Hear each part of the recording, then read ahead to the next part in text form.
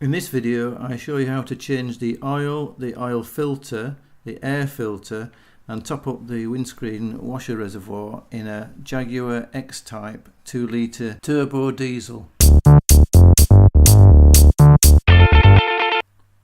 First thing you want to do is find level firm ground. Make sure you put the handbrake on. Then open the boot and take the carpet out to reveal the spare wheel. Unfasten the clip that holds the spare wheel in, turn it anti-clockwise, take the spare wheel out, then you've got the jack, that's clamped down the same way, unfasten that and take the jack out.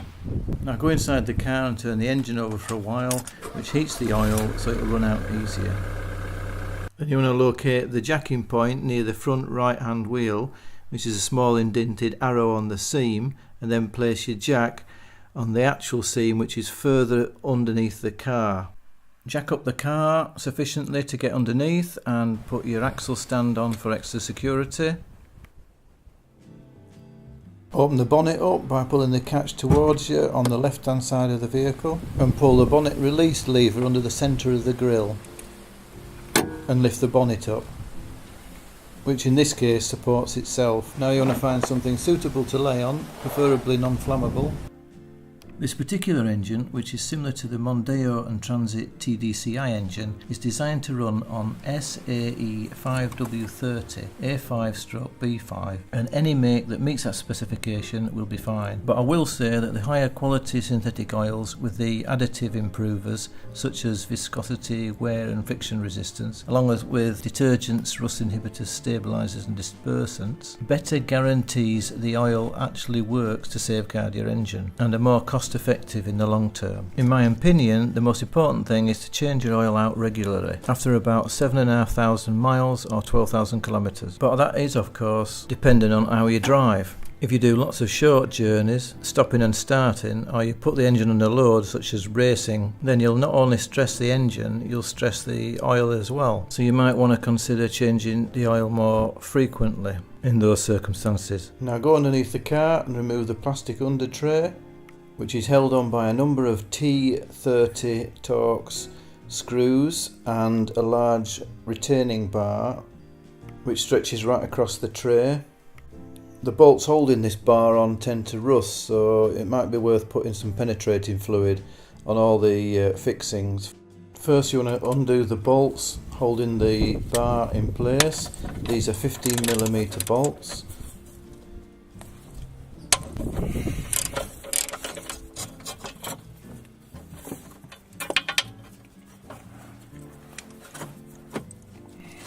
Then go around and unscrew all the Torx 30 screws.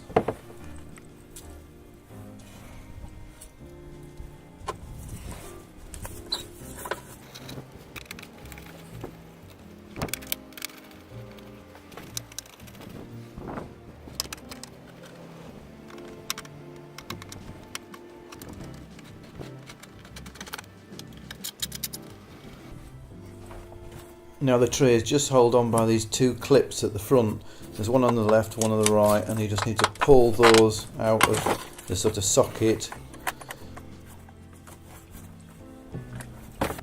and then it'll slip out from underneath the front bumper. Here's the location of the sump plug on the left hand side of the sump, and it's a 13mm socket or a good quality ring spanner. And here is the oil filter housing and cap. You should actually be able to get it off by hand, so very often they're a bit too tight, so it's best to use the socket and wrench, and you want to be using a 36mm socket for that one. Now get a rag to protect the asphalt and get a suitable bowl that will easily take 6 litres and more. You don't want a bowl that's full to the brim, and that's really difficult to get out from underneath the car and without spilling it everywhere. I find an average kitchen sink bowl is ideal. Then carefully, slowly undo the sump plug anti-clockwise to the bolt head. This is very important. Very often people get this wrong, so make sure you're turning it anti-clockwise. Otherwise you're going to have to you'll strip out the threads in the sump and you'll have to get a new sump. Once the bolt's loose enough to fasten with your fingers, then slowly but surely turn it slowly, keep pressure on it until you come to the last few final threads, and keep the rest of your fingers out of the way, and slowly turn it until the last minute, and then pull it sharply away, and you'll get a lovely flow of oil into the bowl, which is still quite a pleasurable thing to watch. You want to let the oil run out for a good 20 or 30 minutes. Unscrew the filter housing cap so you can unfasten it by hand, and then the same applies here. Go slowly until the threads reach their end, and then pull sharply downwards into the bowl. So, because it's a bit messy, this one, you can't avoid getting your hand covered in a bit of oil, but just do it really quickly and sharply and you'll be alright. Then let it drain. Hold your hand over the bowl for a while until all the oil's dripped away, and then move it out from underneath the car onto another rag or newspaper. We need to replace the sealant ring on the filter housing cap, so you just get a flat bladed screwdriver and prise that off. Take it over the threads like so. Fit in a new filter. They usually come with a new ring. Fit a new one, just pull it over like a rubber band, and it slots into the recess, and then you can put some oil on it. Make sure it's all oiled before you put that in there, and that's ready to go. Now you get the filter. You want to put the filter, it's got some clips all the way around here, and they fit into they just slot into the cap, and you just push it in, and then that will hold it up. So that's all fitted now. Then we'll just replace it.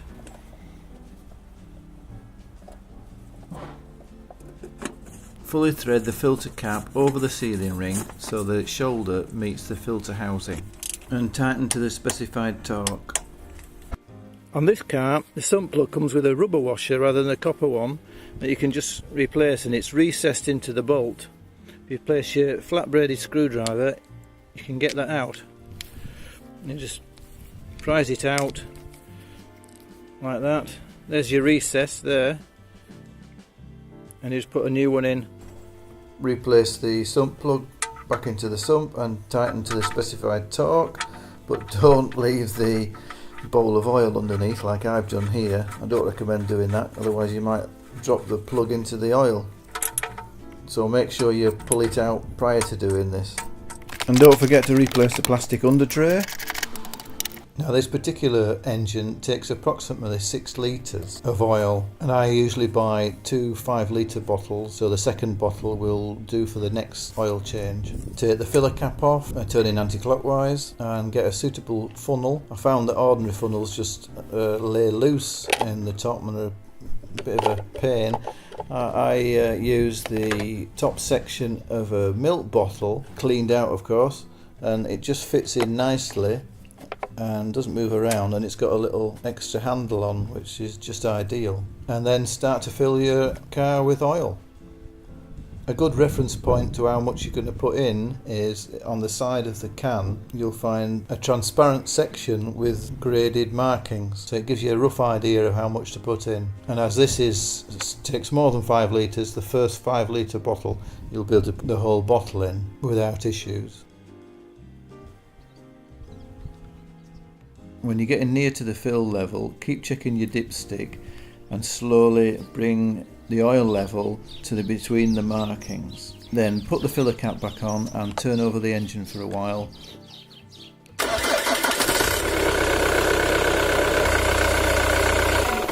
And that'll circulate it around the oil filter. Wipe your dipstick, check your amount, and that'll be lower. And then you want to just top it up until between the markings. And you want to be dead centre in the middle between the markings. Don't overfill it and don't underfill it. And there we have it, oil and filters done. Now we just need to change the air filter. To take the cover off, we just need to take the dipstick out. Now we need to just lift it off the dipstick tube, and it just lifts all up and back, lift up. Now this is the air filter here, and you can just unscrew that housing, lift it out. Phillips screws. You don't need to take them fully out, you can just need to pull them out into the top housing.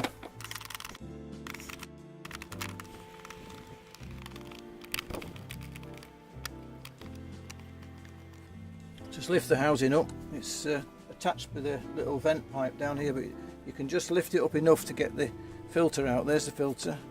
You just slip it out. It's not that dirty, this one. Some flies. Fitting the new one. It's got this rubberized foam material which sits nice, makes it nice and snug, and that just drops in, so you just lift that up. It doesn't matter which way around it goes, either that way or that way, it's all the same, and it just drops in. Make sure it's seated all the way around, and then put the top back on, waggle it a little bit, make sure it's in the right place, and then tighten the screws. So you're pulling it down evenly.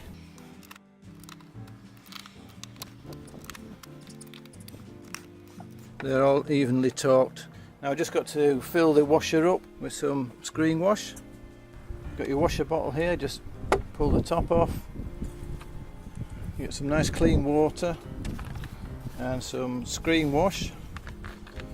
Put some in the water according to the instructions. Helps with the cleaning the windows and protects it from freezing. And then slowly pour it in. It's like Spanish rocker, that. This rubber here sometimes comes off. Oh, that fits in here because I pulled it off without taking the cap off. That fits onto the cover like that. If you pull it off with the cap, the rubber stays on the bottom. So you put this dipstick in here first, push it over the rubber, and then align it on the filler on the top of the head, and push into the clips. That's it. And then I can put the cap on because I know it's right. Voila, there we go. Thank you very much for watching. And don't forget to use your old oil can, your empty one, to dispose of your old engine oil at the local disposal unit. If you like this video, give us a thumbs up, it really helps me out with the channel. And don't forget to subscribe, and I'll see you on the next video.